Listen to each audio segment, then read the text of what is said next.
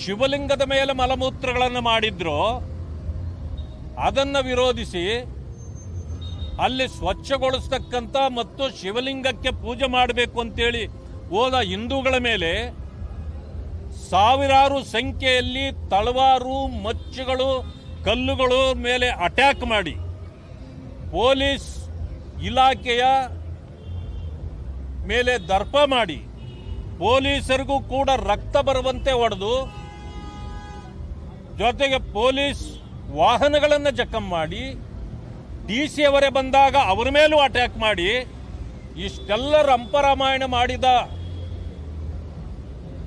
ಒಂದು ವಿಚಾರವನ್ನು ತೆಗೆದುಕೊಂಡು ಕೋರ್ಟ್ನಲ್ಲಿ ಕೂಡ ಕೇಸು ಈಗಲೂ ನಡೀತಾ ಇರಬೇಕಾದ್ರೆ ಇಂಥ ಕ್ರಿಮಿನಲ್ ಮೊಕದ್ದಮೆಯನ್ನ ವೋಟ್ ಬ್ಯಾಂಕ್ಗಾಗಿ, ಓಲೈಕೆಗಾಗಿ, ಕೆಲವು ಸಮುದಾಯಗಳನ್ನು ಓಲೈಕೆ ಮಾಡಲಿಕ್ಕೆ ಈ ಸರ್ಕಾರ ನಮ್ಮ ಸ್ಪೀಕರ್ ಆಗಿರ್ತಕ್ಕಂಥ ಖಾದರ್ ಅವರ ಮೂಲಕ ಪತ್ರ ಕೊಡಿಸಿ ಅದನ್ನು ಹಿಂದೆ ಪಡೆದಿರ್ತಕ್ಕಂಥದ್ದು ಇದು ಖಂಡನೀಯವಾದದ್ದು. ಯಾಕಂದರೆ ಅನೇಕರ ಪ್ರಾಣತ್ಯಾಗ ಆಗಿರ್ತಕ್ಕಂಥ ಪ್ರದೇಶ ಅದು.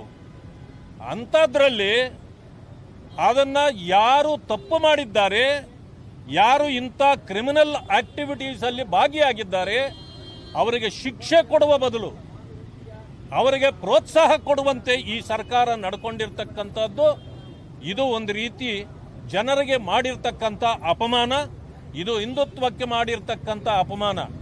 ಎಲ್ಲಕ್ಕಿಂತ ಮಿಗಿಲಾಗಿ ಇಲ್ಲಿ ಹಿಂದುತ್ವ ಅಥವಾ ಇಸ್ಲಾಂ ಅನ್ನೋದಕ್ಕಿಂತ ಹೆಚ್ಚಿಗೆ ಜನರು ನೆಮ್ಮದಿಯಿಂದ ಬದುಕಬೇಕು, ಸರ್ವರಿಗೂ ನ್ಯಾಯ ಕೊಡಬೇಕು ಅಂತ ಇತ್ಯರ್ಥಗಳನ್ನು ಮಾಡೋದ್ರ ಬದಲಾಗಿ ವೋಟ್ ಬ್ಯಾಂಕ್ಗಾಗಿ ಕೆಲವರನ್ನ ಓಲೈಕೆ ಮಾಡಲಿಕ್ಕೆ ಈ ರೀತಿ ಕೇಸುಗಳನ್ನು ವಾಪಸ್ ತೆಗೆದುಕೊಂಡಿರೋದು ಅಲ್ಲಿ ಮಾತ್ರ ಅಲ್ಲ, ಕರ್ನಾಟಕದಲ್ಲಿ ಅನೇಕ ಕೇಸುಗಳನ್ನು ವಾಪಸ್ ತಗೊಂಡಿದ್ದಾರೆ.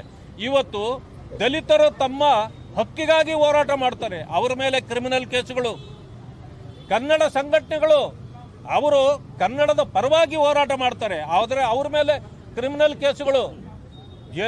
ಹೋರಾಟ ಮಾಡಿದ್ದಕ್ಕೆ ನಾರಾಯಣಗೌಡರಂತ ಒಬ್ಬ ಧೀಮಂತ ನಾಯಕರನ್ನೇ ಇವತ್ತು ಜೈಲಿಗೆ ಕಳಿಸಿದ್ದನ್ನು ಕೂಡ ನಾವು ನೋಡಿದ್ದೇವೆ.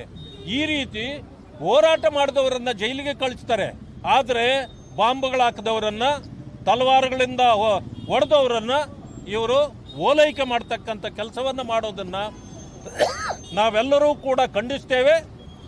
ರಾಜ್ಯದಲ್ಲಿ ಇಂತಹ ಘಟನೆಗಳಿಂದ ಯಾವ್ಯಾವ ಕೇಸುಗಳನ್ನು ನೀವು ವಾಪಸ್ ಪಡೆದಿದ್ದೀರೋ ಅವುಗಳನ್ನು ಮತ್ತೆ ರೀಓಪನ್ ಮಾಡಬೇಕು, ಅವುಗಳನ್ನು ವಾಪಸ್ ಪಡೆಯಬಾರದು ಅಂತಕ್ಕಂಥ ಮಾತನ್ನು ಹೇಳಿದ್ದೇವೆ.